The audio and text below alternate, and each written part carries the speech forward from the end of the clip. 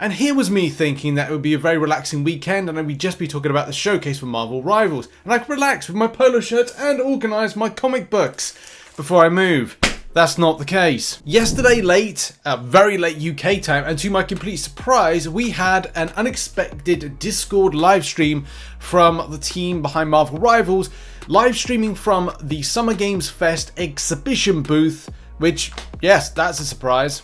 But at the end of the day, it was a fantastic surprise because a lot of info we got from that is going to, I think, calm a lot of frustrations and as well questions that a lot of players have answers to. We've got a full write-up on this in the community tab, which if you don't know, you just click the community tab and it brings you there. By the way, post notifications on all and you'll get all these community tab posts. So whenever I do a write-up about something, boom, you'll get to see it. Subscribe to the channel for videos that complement, and not complement, they go alongside these community tab posts as well. Help support the channel, please. Subscribe. I thank you. I'll be fully uploading my copy of the live stream for you to see the Q&A from the Discord, and there will be another one tonight. But in this video, we're just going to quickly go over some of these points a little bit quicker than, say, the questions were done.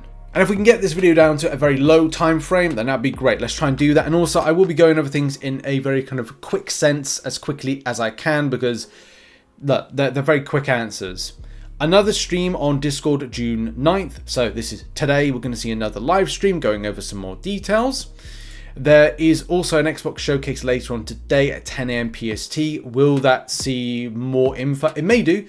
If no brainer, if you're state of play and you're promoting the game, then of course it makes sense for them to promote on Xbox Showcase. They're exhibiting at the moment at Summer Games Fest. You can go and check out the booth if indeed you're there. I don't know where it's located to, but you can go along and play the game, providing you've got, I don't know, tickets.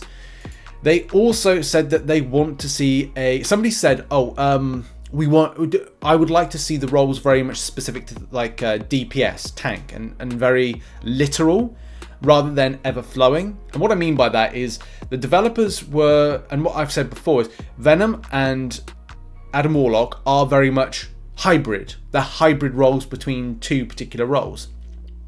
The developer wants that. They want you to adapt on the battlefield to go into different roles, which is something we'll touch upon in a minute, which is, you know, a kind of a cool concept. And I just like, it's adapting, you ever changing.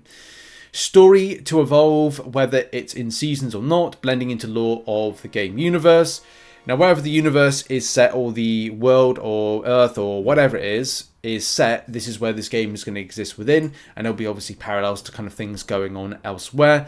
Taken in an original sense, same with Marvel Contest of Champions, which is the battle realm, similar to Marvel Future Revolution, where you've got the colliding of got an incursion, so a colliding of two worlds and two universes, the impact of Doctor Doom and certain things. Lots of things that are interesting and spicy with that. And of course, we love a nice story. We talked about that in the community tab. Marvel Rivals, Spotify soundtrack coming soon. Yeah, it's coming at some point. Music's amazing. As soon as you do that, open up, come into the game, like it's a banger. Like there's a banger. So I'm sure a lot of people will be loving that one. No moveset changes, but some stat changes. Now, I don't know if anybody else picked up on that in the live stream, but the word stat, was kind of like thrown around. Stats. You know, that's when you see character nerfs, and that's what I think is going to happen. We're going to see some character nerfs on stats, you know, because they've got to balance them. You know, some were OP in the closed alpha, so of course it makes sense. Is an open beta possible? Yes, but their focus is on the closed beta at the moment. You know, asking about the open beta when they haven't even done the closed beta yet. That's something we still need to see. Release schedule unknown at this stage. They're still testing stuff out. It's a fantastic game, by the way. I love this game, but it's early stages, and the developer, as I've said multiple times, you're going to see in a minute, is they need feedback. Some people need to understand that, like, it's still in its infancy even, and it needs feedback. The developer needs to notice something's not right, and there's some things that people, I don't think, gave feedback on, which they're like in the live stream Q&A, like, okay, a little bit shocked, not a little bit shocked, but like they need that feedback to make it better. Size, scale of characters, and philosophy. They ask internally, are the two elements we must, what are the new two elements? I need to change that. What are the two elements they must put in? Design and ability. Feel, sound, and movement important.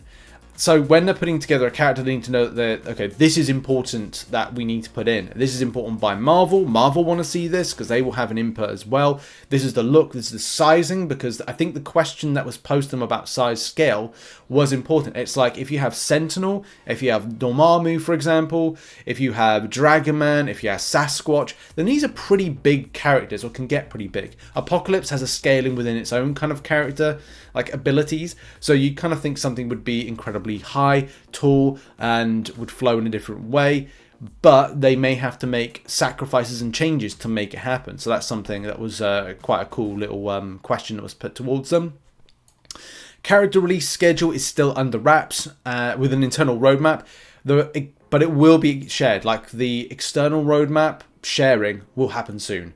So that's something to be positive about and know that the game is under good hands to know what the future is. And that's just so important. This game has legs, and what I mean by that is it has the ability to go further and beyond and be around for many years, because good IP, Marvel, good IP being similar to Overwatch, combine those two things and, you know, 5 years, 10 years, this game could still be going. But it needs a good developer behind it with a good structure and as well a good community, and that's the main thing that we've got right off the bat.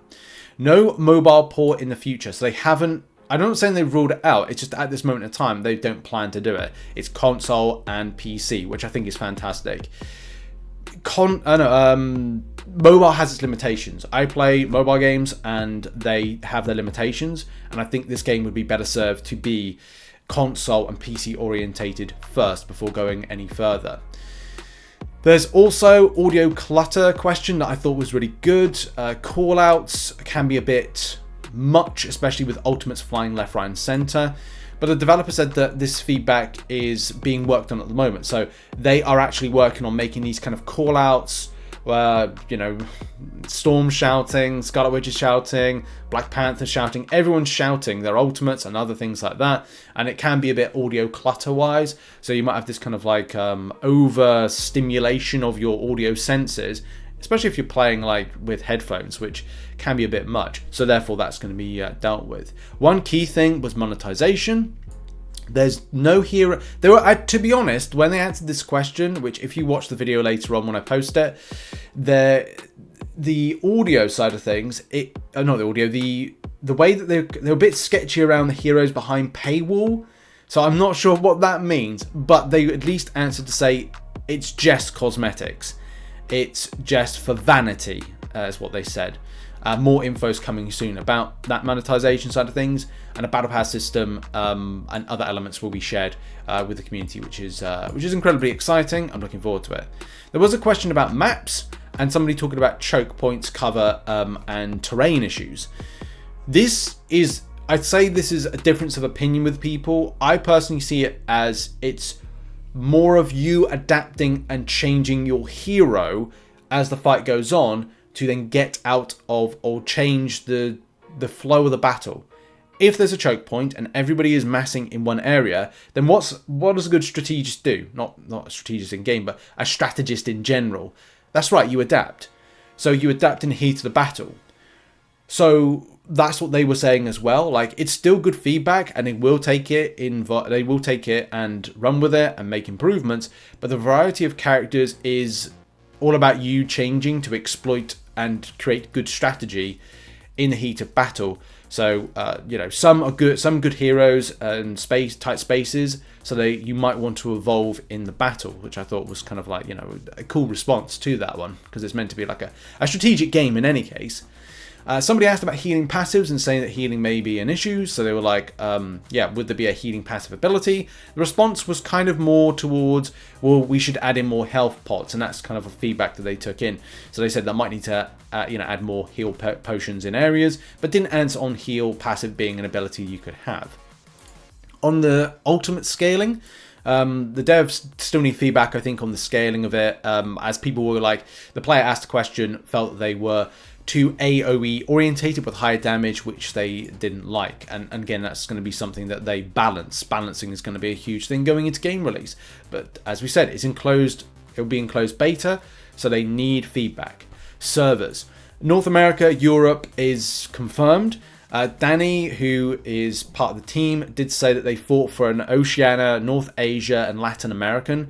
He didn't necessarily confirm those servers, but did say that like he fought for them, which take it with a grain of salt if that means that they've confirmed or not, because you know it's a high amount of money and they haven't started making any money on this game yet, so they've put a lot of upfront cost for no return just yet, so they have to kind of see. From a test perspective, absolutely test the power of your servers, the threshold, the coverage and capabilities of them. And snipers, this was a cool question. Someone asked about snipers.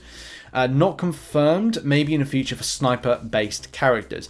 There are definitely, and Danny had a joke about Nightcrawler 2099.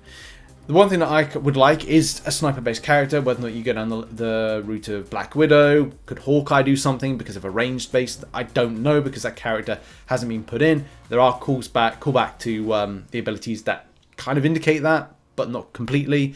And yes, there are other kind of skill-based characters that would have, you know, weaponry. You could say, well, should Punisher have it? Maybe.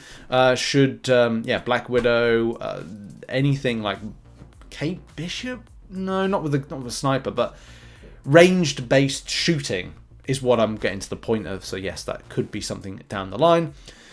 There was also some more stuff, some things I think was cut off. Shout out to Miller Ross because I'm using this particular info. There was talk about roll queue, which I think is a big thing for a lot of players, and for others not so much. So there will be a bit of a divide as to, you know, interest in that.